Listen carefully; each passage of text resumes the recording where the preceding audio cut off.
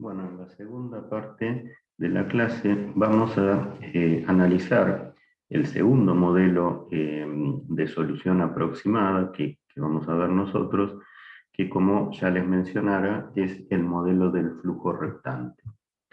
Esta simplificación se encuentra exactamente en la vereda opuesta de la simplificación que hicimos cuando eh, planteamos el modelo del flujo invícido. Es decir, que aquí se supone que las fuerzas inerciales en el sistema, es decir, las que están relacionadas con la velocidad del fluido, son despreciables frente a las fuerzas viscosas del sistema. Lógicamente, como estamos en el extremo opuesto del flujo invícido, entonces este modelo va a ser un modelo adecuado cuando estemos en cercanías de interfaces sólido-fluido y para sistemas que trabajen a baja velocidad de flujo. Si nuevamente recurrimos a la expresión del balance microscópico de cantidad de movimiento, la ecuación de Navier-Stokes, y desarrollamos solo a los efectos de hacer algo demostrativo la derivada sustancial de la velocidad respecto del tiempo, donde tenemos la derivada parcial de la velocidad respecto del tiempo y el término que representa físicamente el aporte convectivo, y ahora pasamos este término al miembro de la derecha. Entonces, fíjense que ahora lo que tenemos es que este término, el término, repito, tiene en cuenta el aporte convectivo o inercial debido al movimiento del fluido. En este modelo se considera despreciable frente a las fuerzas viscosas. De manera entonces que la ecuación de Navier-Stokes en estas condiciones adopta esta forma, y para el caso particular de un flujo en estado estacionario, donde podemos anular esta derivada parcial, entonces nuestra ecuación se reduce a esta expresión. Fíjense que al no existir fuerzas inerciales, bueno, las únicas fuerzas que, según el modelo, estarían actuando en un elemento de volumen de fluido son las fuerzas de presión, las viscosas y las gravitacionales. Muy bien. En función de que ahora no hemos despreciado las fuerzas viscosas, se va a cumplir la condición de contorno de que la velocidad del fluido es igual a la velocidad del sólido en una interfase sólido-fluido, y por lo tanto, si yo resuelvo estas ecuaciones, podré calcular fuerzas de arrastre que un fluido ejerce al circular en contacto con un sólido, a diferencia de lo que sucedía con el modelo del flujo invícido. Bueno, y precisamente la aplicación que vamos a realizar a modo de ejemplo es obtener, como les dice aquí, la fuerza de arrastre que un fluido ejerce sobre una esfera de radio R cuando circula alrededor de la misma. Así que este es el objetivo que nos planteamos. Repito, determinar qué fuerza de arrastre ejerce un fluido cuando circula alrededor de una esfera de radio R. Como de costumbre, cada vez que vamos a modelar, deberemos plantear un conjunto de suposiciones.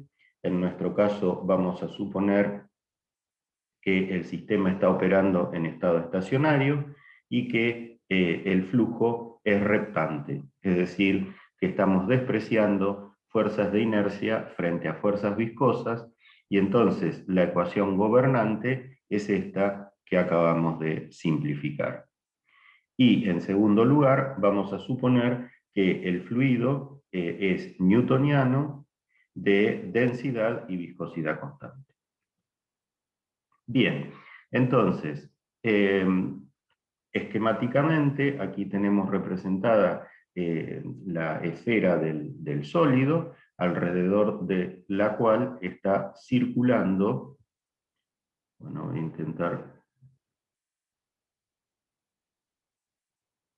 dibujar esto lo mejor posible, está circulando, les decía, el fluido. La esfera tiene, como les indica aquí, un radio R, y el fluido se acerca a una distancia, digamos, donde no se noten los efectos, la perturbación del sólido, con una velocidad v infinito. Entonces, en este sistema solo existen dos componentes de velocidad, que son Br y Bθ. Bφ es 0. Recuerden que en coordenadas esféricas φ es la coordenada que rota en este plano. Evidentemente, los elementos de volumen no están rotando, así que por eso Bφ es 0. Bueno, cuando resolvemos la ecuación de Navier-Stokes simplificada, cosa que no vamos a hacer en el curso, en primer lugar es posible obtener los perfiles de velocidad de estas dos componentes, de Br y de Bθ. Son las que están, esos perfiles son los que están escritos aquí, donde les he resaltado en estos círculos celestes la dependencia de Br y de Bθ con la coordenada R, por un lado, y en el círculo rojo con la coordenada θ. O sea que tanto Br como Bθ son función de las coordenadas R y θ. Así que esto podríamos escribirlo diciendo que Br es una cierta función de R y de θ, la función es esta que está escrita aquí, y Bθ, la segunda componente de la velocidad, también es una función de R y de θ. Si analizamos las dos componentes de la velocidad en dos puntos extremos del sistema, uno en la superficie de la esfera, o sea, cuando estamos en la superficie de la esfera, la coordenada R es igual al radio de la esfera. O sea que este término va a ser 1, este término va a ser 1, y entonces fíjense que aquí tengo 1 más 1 medio es 3 medios, menos 3 medios me va a dar que Br en la superficie de la esfera es 0. Y aquí sucede algo similar. Fíjense, cuando R chiquitita es igual a R grande, este término es 1, este término es 1, y entonces aquí tengo menos 3 cuartos menos 1 cuarto me da menos 4 cuartos, que es menos 1. Con este 1 se cancela, y también tengo que Bθ es igual a 0 en la superficie de la esfera. Es decir, que se cumple con la condición de contorno de velocidad nula en la superficie del sólido. Y si nos alejamos mucho del sólido, es decir, que R tiende a infinito, la coordenada R tiende a infinito, entonces este término se anula, este también, y tendré que Br bien lejos del sólido es B infinito por el coseno de θ. Mientras que Bθ, cuando R tiende a infinito, este término se anula, este término se anula, y me queda que Bθ es menos B infinito por el seno de θ. O sea que Br y Bθ, en definitiva, bien lejos del sólido, componen a la velocidad B infinito que tiene el fluido lejos del sólido. Muy bien.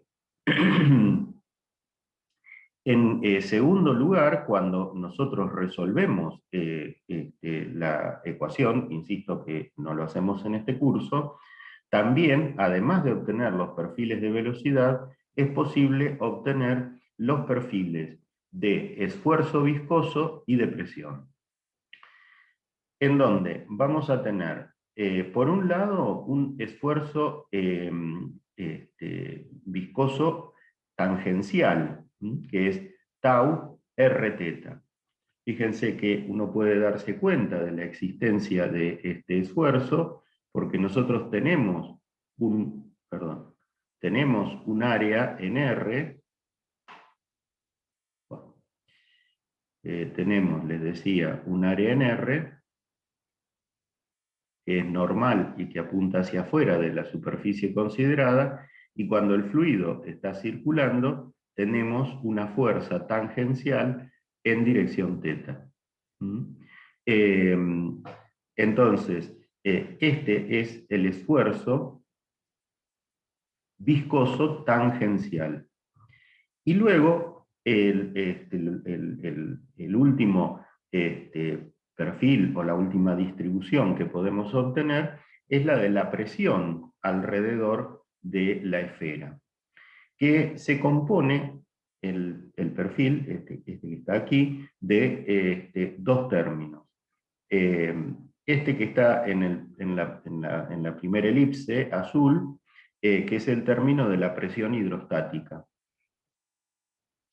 Y luego tenemos un segundo término que, si recordamos que BR, lo dejamos escrito aquí, acuérdense que BR es función de R. Es decir, que eso implica que si yo hago la derivada de BR respecto de R, esta derivada será diferente de cero. Por lo tanto, en el sistema existe un tensor esfuerzo viscoso tau RR, que obviamente me está indicando que sobre una área de dirección R, se ejerce una fuerza normal también de dirección R. Si ustedes repasan la primera clase, habíamos dicho que en la matriz del tensor esfuerzo molecular, los términos de la diagonal tenían en cuenta los esfuerzos normales. Y dijimos, bueno, esos esfuerzos normales es posible considerarlos como la suma de la presión hidrostática que tiene el fluido aún cuando el fluido no se mueve, más aquellos términos, si es que existen, que se aportan debido al movimiento del fluido, que en el caso del sigma RR va a ser si existe un tau RR. Bueno, insisto, como en nuestro sistema BR es una de las componentes de velocidad que es función de la coordenada R y de la coordenada θ, si yo hago la derivada de BR respecto de R, esta derivada es cero. Y ¿quién es para un fluido newtoniano tau RR? Es menos mu por la derivada de BR respecto de R. Es decir, mu es distinto de cero y esta derivada es distinta de cero, entonces este tau RR debe ser distinto de cero y a la presión hidrostática se le suma un aporte normal generado por el movimiento del fluido. Esta P0 es la presión bien lejos del objeto. Muy bien. Entonces, recuerden que nuestro objetivo fue, el objetivo que nos planteamos fue obtener una expresión para evaluar la fuerza de arrastre total que el fluido ejerce sobre la esfera cuando circula por alrededor de ella. Bien, yo aquí les representé esquemáticamente una fuerza en un punto cualquiera de la esfera, que está formando con la superficie de la esfera un cierto ángulo, y entonces esa fuerza se puede descomponer, obviamente, en dos componentes. Una fuerza normal, que tiene dos aportes: el aporte de la presión y el aporte del tensor esfuerzo viscoso tau RR. Y una fuerza tangencial que tiene un solo aporte, que es debido al tau RT. Bien, entonces lo que nosotros tendremos que hacer que es integrar para obtener primero la fuerza normal, tendremos que integrar el perfil de presiones que tenemos alrededor de toda la esfera, integrarlo en la superficie total de la esfera. Y luego, para obtener la fuerza tangencial, tendremos que integrar el perfil de esfuerzos de corte en la totalidad de la superficie de la esfera. Y luego sumar esos dos términos.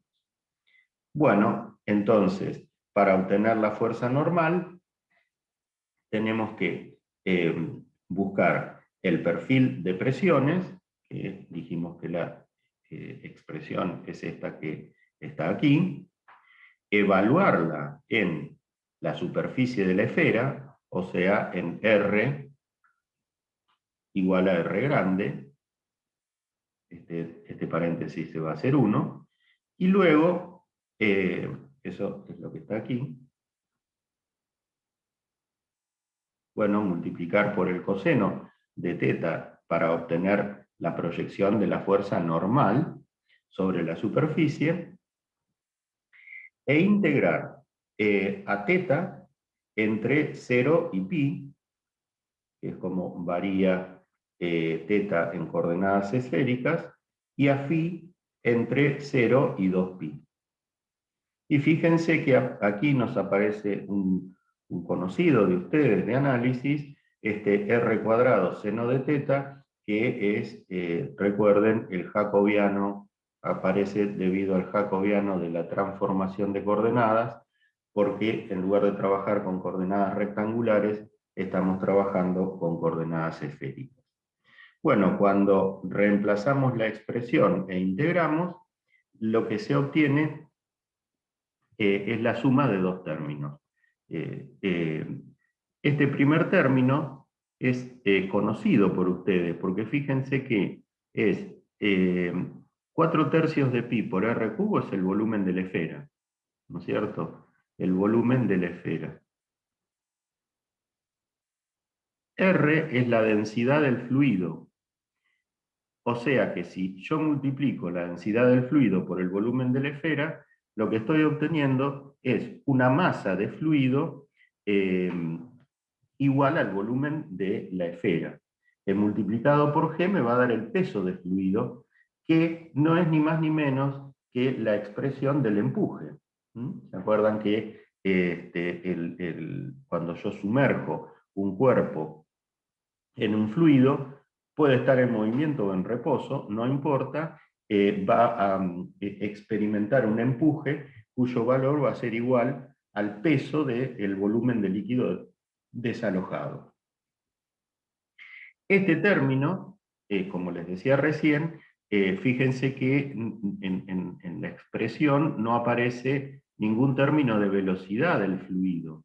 Es decir, que no importa si el fluido está en movimiento o estático, va a estar siempre presente mientras el objeto, en este caso la esfera, esté sumergida en el fluido. Y el segundo sumando, que es el que proviene el que surge debido a la existencia del tau RR, me da esta expresión, 2pi mu, la viscosidad del fluido por el radio de la esfera, por la velocidad del fluido bien lejos de la esfera. Es decir, que si el fluido no circula, este término se hace cero.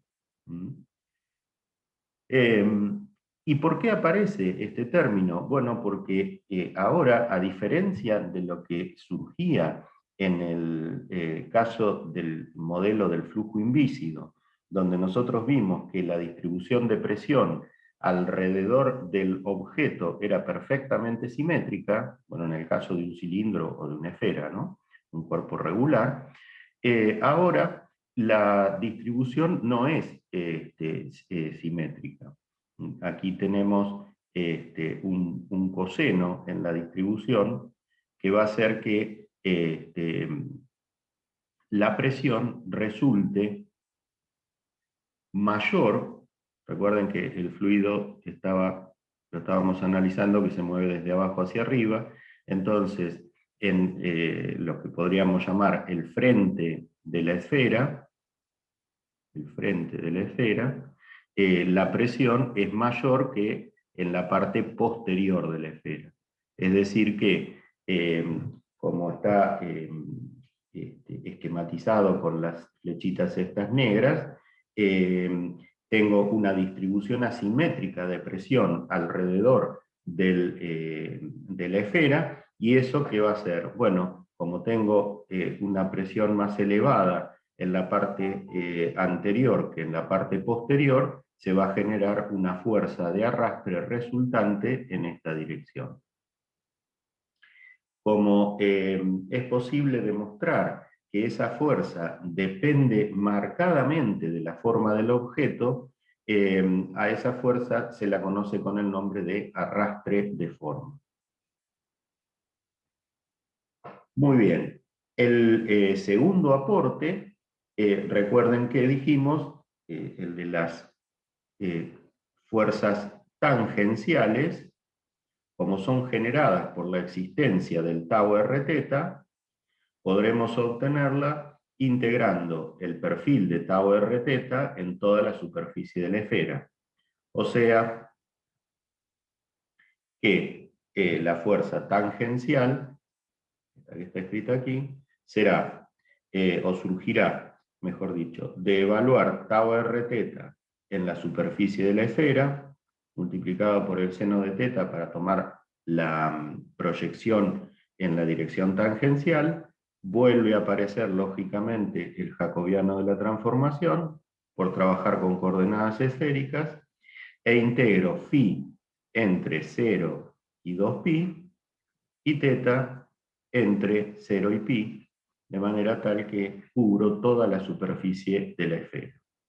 Cuando reemplazo, evalúo en R igual a R e integro, obtengo que la fuerza tangencial tiene esta expresión: 4 veces pi por la viscosidad del fluido, por la velocidad del fluido bien lejos de la esfera, por el radio de la esfera. Otra vez, esta es una fuerza que lógicamente solo existe cuando el fluido se mueve. Está generada por la existencia de un tensor esfuerzo viscoso.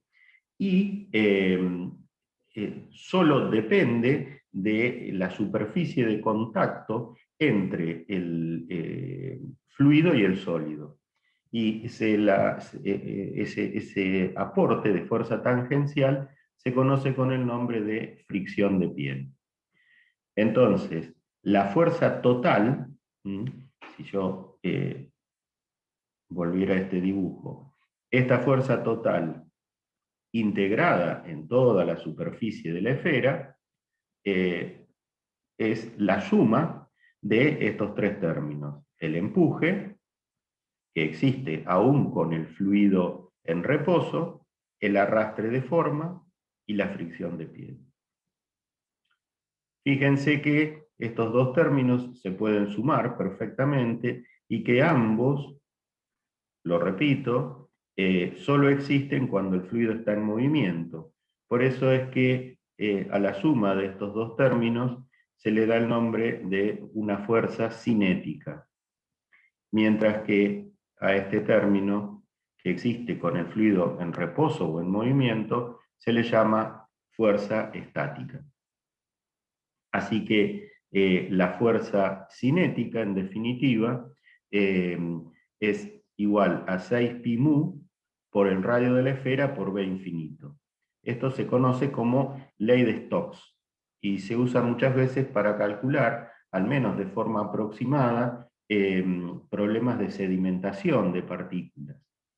Recuerden lo siguiente, ¿cuándo es válida la ley de Stokes? Fíjense, lo estamos aplicando para un sistema donde el fluido fluye en estado estacionario. Es válida la suposición de flujo reptante. El fluido debe ser newtoniano de densidad y de viscosidad constante, y el objeto debe ser esférico. Todas esas condiciones deben cumplirse para que la ley de Stokes sea válida. En clases venideras vamos a introducir un concepto de grupos adimensionales que es muy utilizado, es muy útil, y dentro de ellos hay un grupo adimensional que se va a repetir de manera continua, que es el llamado número de Reynolds. Este grupo adimensional que está definido como se encuentra aquí en esta expresión, es ρ, la densidad del fluido, por la velocidad del fluido bien lejos de la esfera, por el diámetro de la esfera, sobre la viscosidad del fluido. Lo que hace es relacionar las fuerzas inerciales con las fuerzas viscosas. Y se ha demostrado experimentalmente que el modelo del flujo reptante es un buen modelo para sistemas donde el Reynolds es menor que 1. Fíjense que una cuestión que es interesante, nosotros dijimos que este modelo de flujo reptante iba a ser tanto más adecuado cuanto menor sea la velocidad del fluido. Bueno, ahora, si nosotros volvemos a analizar la expresión del Reynolds, vemos que no solo depende de la velocidad del fluido, y por supuesto de las propiedades del fluido, sino que también depende el valor del Reynolds del tamaño del objeto. Entonces, existen sistemas como por ejemplo el movimiento de bacterias en un medio de cultivo, donde el tamaño del objeto, que ahí sería la bacteria, es tan pequeño que aun cuando se mueva a velocidad elevada, es una buena aproximación considerar el modelo del flujo reptante para hacer el análisis. Bueno, como para ir terminando, si nosotros dejamos que una partícula esférica caiga en un fluido en reposo, entonces si analizamos este sistema desde el punto de vista del modelo del flujo reptante, sobre esa partícula esférica van a estar actuando tres fuerzas. Por un lado, obviamente, tendremos el peso, que estará actuando, por supuesto, hacia abajo, el empuje, que está actuando hacia arriba, se opone al movimiento de la partícula, y además hemos visto que cuando existe movimiento, aparece el arrastre debido a la existencia de la fricción de piel y del arrastre de forma. Ahora bien, si nosotros tenemos en cuenta que cuando la partícula está cayendo en un campo gravitatorio como el que tenemos en la Tierra, esta partícula va a comenzar a caer con un movimiento acelerado, o sea, la velocidad va a ir aumentando. Pero cuando eso ocurre, recuerden que el arrastre es función de la velocidad relativa, ¿no?, entre el fluido y el objeto. Cuanto mayor es esta velocidad, el arrastre, obviamente, va a ser mayor. Y el arrastre se opone al movimiento de caída de la partícula. Entonces, tenemos, por un lado, la acción del campo gravitatorio acelera la partícula, pero a medida que la partícula se acelera, la fuerza de arrastre crece. Entonces, si la trayectoria disponible de ese objeto dentro del fluido es lo suficientemente prolongada, va a llegar un momento en el que las fuerzas se equilibrarán. ¿Mm? Y a partir de ese momento, el objeto ya deja de caer en forma acelerada y lo hace con una velocidad uniforme que recibe el nombre de velocidad límite o terminal. Entonces, cuando dijimos eso ocurre es porque se han balanceado las fuerzas que actúan sobre la partícula, el peso, que dijimos apuntaba hacia abajo, se iguala con el empuje y el arrastre, que ambas van hacia arriba. ¿Cómo calculo el peso? Muy fácil, es el volumen de la esfera, 4/3 de pi por r cubo, por la densidad de esa esfera, por g. El empuje ya vimos cómo se calculaba, y la fuerza de arrastre utilizando este modelo es la ley de Stokes.